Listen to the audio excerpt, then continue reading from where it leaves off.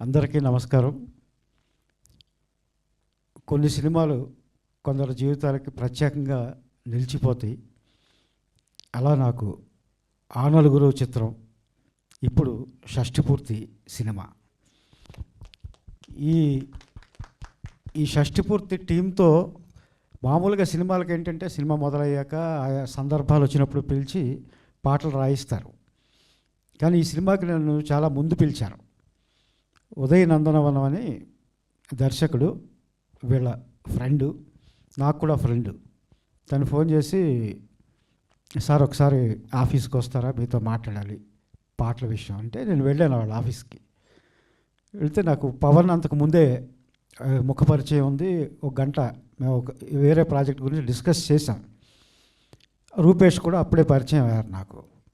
వాళ్ళు కూర్చుని షష్ఠిపూర్తి అండి సినిమా పేరు, ఇళయరాజా గారి మ్యూజిక్, మీరు ముఖ్యమైన పాట టైటిల్ సాంగ్ రాయాలి అని చెప్పారు.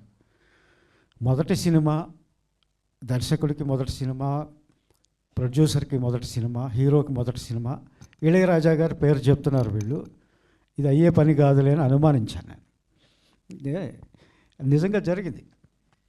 మేము ఫలానా రోజు వెళుతున్నాము, 15వ తారీఖున వెళుతున్నాము, మీకు 16నో 15నో ట్యూన్ పంపిస్తాము, అప్పుడు సిచ్యుయేషన్ చెప్తాము అని చెప్పాను నాకు. జరిగినప్పుడు చూద్దాంలే, నేను వెళ్ళిపోయాను. అయితే 2 రోజుల తర్వాతే, సార్ 15, 16 మీరు ఫ్రీగా ఉంటారా, మనం చెన్నై వెళ్ళాలన్నారు. ఎక్కడికి? ఇళయరాజా గారిని కలవడానికి. మీరు ఇక్కడ, మేము అక్కడ ఎందుకు, ఆయన వెంటనే పాట కావాలంటే మీరు అందుబాటులో ఉంటారు కదా అని చెప్పారు. టికెట్లు వేసి పంపించారు నాకు. పంపిస్తే అప్పుడు నమ్మాను ఇళయరాజా గారు నిజంగా చేస్తున్నారని. ఆ విశేషాలన్నీ వేరే సందర్భంలో చెప్పుకుందాం. ఇళయరాజా గారితో పాట రాయాలి, జీవితంలో ఒక్క పాటన్నా రాయాలి సినిమా ఇండస్ట్రీకి వచ్చినందుకు అన్నది నా కళ. ఆ కళ నెరవేర్చిన టీం ఇది. అలాగే అన్నయ్య రాజేంద్ర ప్రసాద్ గారు, ఆ నలుగురు సినిమాలో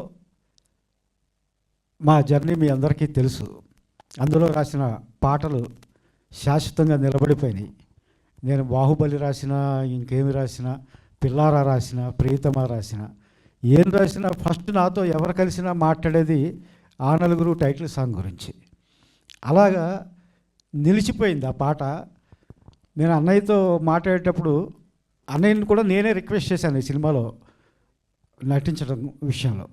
అన్నయ్య మీకు ఒక పెళ్లి పాట ఉంది, ఒక చావు పాట ఉంది, తోలుబొమ్మలాంటి సినిమాలో కర్మకాండకి సంబంధించిన పాట ఉంది, షష్ఠిపూర్తి పాట లేదన్నయ్య, అది మీ ముఖం మీదే షష్ఠిపూర్తి అనే ఆ టైటిల్ అనేది మీ ముఖం మీదే పండుతుంది అనగానే, అవును మనం కాకపోతే ఇంకెవరు చేస్తారన్నారు అన్నయ్య.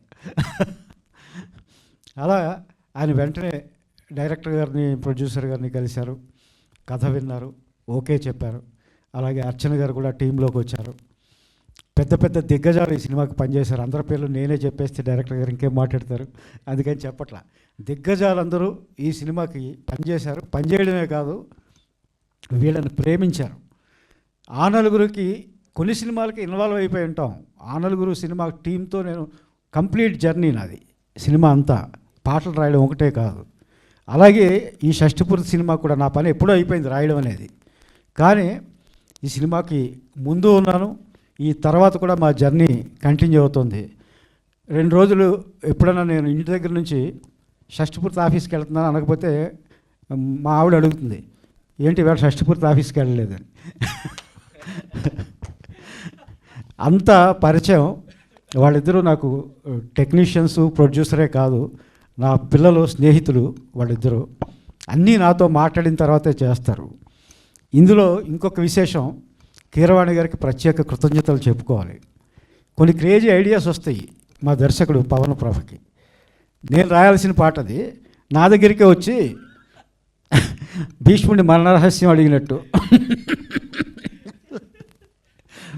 సార్ ఫలానా సిచ్యుయేషను, కీరవాణి గారి పాటలు లిరిసిస్ట్గా నాకు ఇష్టం, కన్నా నిదురించిన పాట అంటే నాకు చాలా ఇష్టం, ఈ పాట ఆయనతో రాయిద్దాం అనుకుంటున్నాను, మీరే అడగాలన్నాడు. అంటే వెంటనే నాకు ఇళయరాజా గారు, కీరవాణి గారి కాంబినేషన్ అనేది నాకు చాలా గొప్పగా అనిపించింది. ఇద్దరు మ్యూజిక్ డైరెక్టర్లు, ఒకరు లిరిసిస్ట్గా, ఒకరు మ్యూజిక్ డైరెక్టర్గా పనిచేయడం అనేది. ఆ సీన్ ఊహించుకుని పదైతే వెళదామని, లక్కీగా కీరవాణి గారు చెన్నైలోనే ఉన్నారు, కలిసాము, సిచ్యుయేషన్ చెప్పాము. ఆయన వెంటనే ఒప్పుకున్నారు. ఆ రాసే క్రమం ఎంత వేగంగా ఎలా జరిగిందో, ఎంత అద్భుతంగా జరిగిందో మరో సందర్భంలో చెప్తాను.